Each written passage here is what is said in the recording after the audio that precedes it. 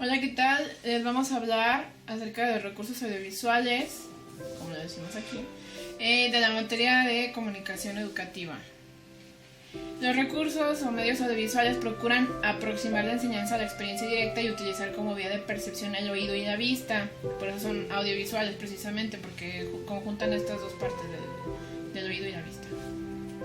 Los recursos audiovisuales se dividen en tres categorías: mixtos, visuales y auditivos. Todas las disciplinas pueden beneficiarse de los medios audiovisuales. Su uso es aplicable en todos los niveles educativos, o sea que son viables para cualquier nivel de educación. Vamos a empezar con los auditivos. Los recursos auditivos apelan a la audición. Se componen de símbolos del lenguaje oral en su mayoría. Estos símbolos son construidos por el conjunto de sonidos de una lengua en específico. También cuentan con elementos analógicos, y que estos intentan representar sonidos que van más allá del lenguaje oral. Son como más alternativos. Los visuales, ¿me ayudas? Gracias. Apelan a la visión. Lo hacen mediante números, letras y símbolos. Están también, gracias, los analógicos, que se dividen en iconográficos, que son los que guardan más relación con el objeto, los esquemáticos, que guardan una relación menos directa, y los abstracto-emocionales, que son simbolizaciones abstractas, son irregulares e indefinidas, no están como tan ligadas al objeto como los anteriores. Están expresados por símbolos del lenguaje escrito y por los de las matemáticas. Y ahora por parte de los analógicos, que equivale a los mixtos, es lo mismo, tenemos una clasificación más amplia. Los recursos audiovisuales tienen una clasificación en específico, y esta es esta, precisamente, que como ya lo había explicado Memo, pues son los mixtos, audiovisuales y auditivos. Ahora tenemos el cono de experiencia. El cono de experiencia, también llamado cono de Dale, que se divide en varios segmentos. El primero de ellos sería el de la experiencia directa, en el cual el contacto con un fenómeno es la mejor forma de aprender dicho fenómeno. Dicho de otra forma, hay que asegurarle al alumno o a quien intentemos enseñar un primer contacto con aquella información o aquellos nuevos datos que queremos que aprenda. Recordemos que esta clasificación es en forma de pirámide. El 1 es el de hasta abajo, el de la base, y subiendo sigue el 2, que es la experiencia simulada. Aquí se utilizan otros medios que aproximen al alumno al fenómeno. En la tercera parte encontramos la dramatización, que consiste en representar un hecho o un fenómeno para que el alumno le sea más fácil entender lo que le estamos explicando. Está la demostración. Aquí dice detalles, pero es explicar con detalles. Pues sí, como lo dice su nombre, la demostración es una forma más explícita, más detallada y más concreta. En la quinta parte encontramos las visitas y excursiones. Estas pueden facilitar la percepción del fenómeno, porque de esta forma el alumno tiene un mayor contacto, todavía más directo, con aquel conocimiento que se busca generarle. Las exposiciones, como en este caso podría ser una, pero no tanto, porque no estamos mostrando el objeto como tal, reúnen en un local muestras. Las exposiciones son más como las exposiciones de arte, por ejemplo, que tienen todas las piezas o todas las muestras reunidas en un solo lugar para que puedan ser pues vistas y aprender de ellas.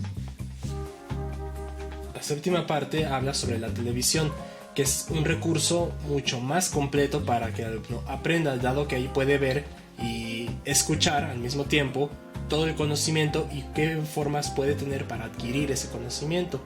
De esta misma forma llegan los filmes, que también es otro poderoso auxiliar para la enseñanza. Básicamente se busca que de manera audiovisual el muchacho se le facilite todavía más aprender. Muy bien. Bueno, yo difiero un poco de porque, o sea, sí son más completos, pero en el sentido de que reúnen vista y audio en un solo recurso. Pero, pues, es una herramienta que debe de ser utilizada con mucho cuidado, porque pues depende mucho de lo que proyectes en él. Igual los filmes, o sea, es la herramienta, pero lo más importante es qué vas a proyectar. También las imágenes fijas son recursos destinados a visualizar los fenómenos. Aquí está un poco más limitado porque no es el recurso auditivo, sino nada más el visual. Digo, son estos recursos para poder verlos, exactamente. Ajá. También aquí entra lo que sea la radio. Es parecido a la anterior que explicaste, solo que ahora vemos que tenemos el audio, más no hay una imagen física.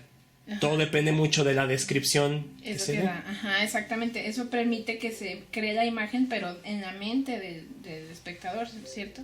Sí, ¿no? Lo mismo con las grabaciones. Se busca, como bien lo dice, conservar el pasado, que se genere un archivo donde el alumno pueda recurrir a él ante cualquier duda o por el simple hecho de que quiera aprender algo. Muy bien. Los símbolos visuales son más alejados de la realidad porque puedes recurrir a un solo sentido para percibirlo. Y los símbolos auditivos son todavía más alejados porque aquí los percibes por el oído, no es como algo gráfico o físico que tengas presente. Y tú te lo tienes que imaginar para que tenga una imagen. Entonces, la clasificación según Rivas Costa es pues un poco diferente, pero no tanto, se lo vamos a explicar ahorita. La experiencia de la participación, en la cual el individuo participa dentro del fenómeno o en este caso dentro de lo que sería el aprendizaje. Mientras más se adentre el individuo, en este caso el alumno, al aprendizaje, se quedará con una mejor experiencia, más capacitado. No, más bien, si dices a un niño, mojarse es sentir como que tienes agua, como que te sientes frío, o a lo mejor no, o sea, no es lo mismo a meter la mano en el agua y que le digas a ver qué sientes, porque así crea su propia construcción de la realidad. Después tenemos el número 2, que es la experiencia calculada. No es experiencia real. Pero es como un supuesto, ¿no? Ajá, sí, o sea, más o menos sí te acerca un poco al fenómeno o al objeto de la realidad, pero no es tal como percibirla. Luego tenemos la experiencia de observación, que como bien dice, se hace del natural, con o sin intermediario. De la experiencia de participación está la observación indirecta real. Está ligado a estos dos, porque si participa en el fenómeno, esta es más como observar de lejos, no tanto dentro del fenómeno. Entonces está la indirecta real, que es sobre la representación de lo real. Indirecta porque no tienes contacto con él, pero real porque está ahí. Lo mismo ocurre con la observación indirecta por simbolización, en la cual se representa el objeto de manera figurada, es decir, se le hace una representación lo más acercada posible a la realidad al estudiante o al que quiere aprender, sin traerle tal cual el verdadero objeto o fenómeno, ¿sí? Y luego está la simbolización visual, esquemas, mapas, gráficas, como esto por ejemplo, que es un gráfico, pero no les estamos enseñando el fenómeno tal cual es, pero igual se aprende. La simbolización auditiva ocurre lo mismo, haciendo uso de elementos como radio o los discos, se asegura que el alumno aprenda todavía más, y esto a la vez hace que sea más didáctico y hasta atrayente para él. Bueno, los objetivos de estos recursos audiovisuales son estos. Bueno, serían atraer la atención y contribuir a la retención del alumno. Favorecen mucho su enseñanza porque de esta forma se le hace más interesante el aprender. Facilita la aprehensión intuitiva, es decir, genera que él conserve más detalles, más información, porque ya la tiene más aprendida. Y ayuda a formar imágenes correctas. Por sí mismo, todo esto es para que lo desarrolle el mismo. Efectivamente. Los elementos básicos son la exactitud, la actualidad, la imparcialidad, cualidad, finalidad, utilidad, adecuación, sencillez, aplicabilidad, interés, comprensión, presentación. Todos estos tienen que ver con cualidades o elementos que debe de tener esta simulación de la realidad para que no esté como tan separado pues de la realidad, para que no les estemos enseñando algo opuesto, o sea, debe de ser lo más parecido posible al objeto real. También tenemos aquí el análisis funcional, que se divide por fases. La primera fase habla sobre el material sometido a una ficha funcional. Ajá, una ficha funcional es un instrumento, una herramienta. Mostrar este objeto de realidad con base en un material elaborado por el docente. La segunda fase se pasan los puntos atribuidos a los elementos para esta ficha de análisis, como esta misma que estamos diciendo, donde se reúnen todas las cualidades del objeto, del fenómeno. Y entonces en esta fase se pasan los puntos de estos elementos para esta ficha de análisis. El análisis diacrónico está basado en el uso del material, datos recogidos por medio de un cuestionario, el uso del material ya mencionado, y pues sí, se realiza un cuestionario para poder saber un poco más al respecto. Ahora, ¿cómo entra la eficiencia en todo esto? Dependerá mucho de que su color sea más sugestivo, tenga un tamaño más imprescindible y siga modelos que abarquen las necesidades de la enseñanza. En pocas palabras, la eficiencia de los recursos dependerá mucho de que estén bien elaborados, cumplan con su objetivo, que es el de transmitir un aprendizaje y que le resulte atractivo para quien desee aprender de ellos.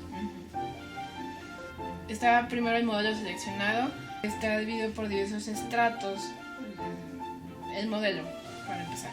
Y el modelo miniatura tiene muestra las diferentes partes de un todo. Estas son como las clasificaciones de los modelos, porque estas son las cualidades de los modelos, que deben tener color, tamaño, y entonces los modelos, según las necesidades de la enseñanza, son estos. El modelo seleccionado, que muestra diversos estratos, porque tienes aquí la clasificación y muestras uno. Este es el modelo seleccionado. El modelo miniatura muestra las diferentes partes de un todo. Por ejemplo, si les quieres explicar el concepto de instituciones sociales, no vas a decirle, mira, esta es una institución social, porque necesitarías, pues no sé, como llevarle una vista aérea o algo así. Lo muestras con dibujitos y dices, esta es religión, esta es política, bla, bla, bla. Hay un tercer modelo, que sería el modelo ampliado, en donde hay partes mínimas de un todo. Muestra las partes mínimas de un todo, como el estructuralismo, ¿no? Efectivamente, y el modelo de funcionamiento son paredes transparentes. Como la casa de cristal. ¿La casa de cristal?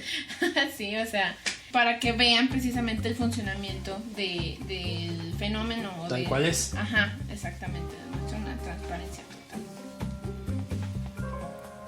Y luego tenemos la secuencia de operaciones, es decir, mostrar los esquemas. Sí, esquemas. Esquemas, efectivamente, sí, esquemas. Secuencia de operaciones, para que le den seguimiento a cómo se obtiene un resultado. Esta es la secuencia de operaciones, seguir todo el proceso para que se vean cómo se extrae el producto. Y después está el modelo exacto, que pues se muestra tal cual es. Ahí sí no es nada de que una simulación ni nada, se le muestra así. Esto es un perro. Ajá, sí. Esto es un perro y le explicamos por qué es un perro. Ajá. Ahora, el modelo montable es aquel que está estructurado. Aquí sí se tiene que hacer una representación, me imagino. Sí, es una representación, pero desarmar el modelo para que sea montable precisamente y mostrarle cómo se arma para por que partes. Ajá, es parecido al de paredes transparentes, pero aquí muestra la totalidad y cómo se conforma. Para las recomendaciones, si se va a hacer uso de modelos audiovisuales, hay que estar preparados, es decir, preparar sus clases desde mucho antes. No saturarlos de mucha información, porque a mayor información, menor sea la retención que los alumnos tengan. ¿Qué es simulación? Cuidado con el mensaje, hay que tener muchísimo cuidado con lo que le estamos transmitiendo, porque si le damos una información errónea o equivocada, se saboteará de cierta manera el aprendizaje generado por los alumnos, y finalmente estimularlos a que sigan aprendiendo. Que no porque no entiendan algo decidan abandonar, no, siempre se puede aprender. La estimulación, que es el más importante, pero es el que está mal escrito, precisamente para llamar más la atención, ¿no?